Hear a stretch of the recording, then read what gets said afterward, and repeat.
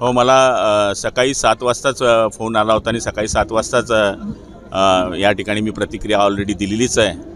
मनोहर जोशी सरांबरोबर जवळपास 30-35 वर्ष मी काम केलेलं आहे. ज्यावेळेस मी शिवसेनेचा जिल्हा प्रमुख होतो त्यावेळेस पाळधी गावामध्ये मुख्यमंत्री असताना ते माझ्या गावामध्ये येऊन गेले होते आणि एक शिस्तबद्ध माणूस, वेळेवर चालणारा माणूस आणि बाळासाहेबांच्या पहिल्या नेत्यांमधल्या फळीतला एक प्रमुख माणूस, ज्यांनी शिवसेना उभं करण्यामध्ये ज्यांचा वाटा होता, अशा माणसाचं आज दुःखद निधन झालेलं आहे.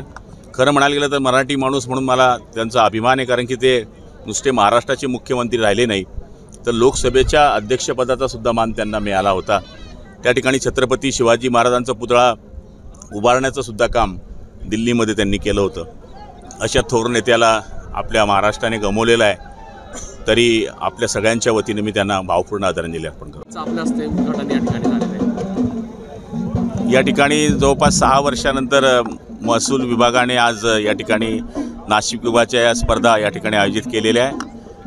महसूल विभागामधले जे कर्मचारी आहे, अधिकारी आहे, जे कायम ताणतणावामध्ये असतात, तर त्यांच्या कलागुणांना वाव मिळावा आणि ताणतणावामधून काही दिवस विरंगुळा मिळावा याच्याकरता या स्पर्धांचं आयोजन केलेलं आहे. आणि मला तरी असं वाटतं की याचा मान जळगाव जिल्ह्याला मिळाला आहे. मी सगळ्या खेळाडूंचं या ठिकाणी स्वागत करतो.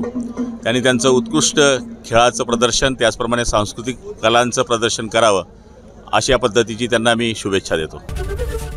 एबीपी माझा, उघडा डोळे बघा नीट.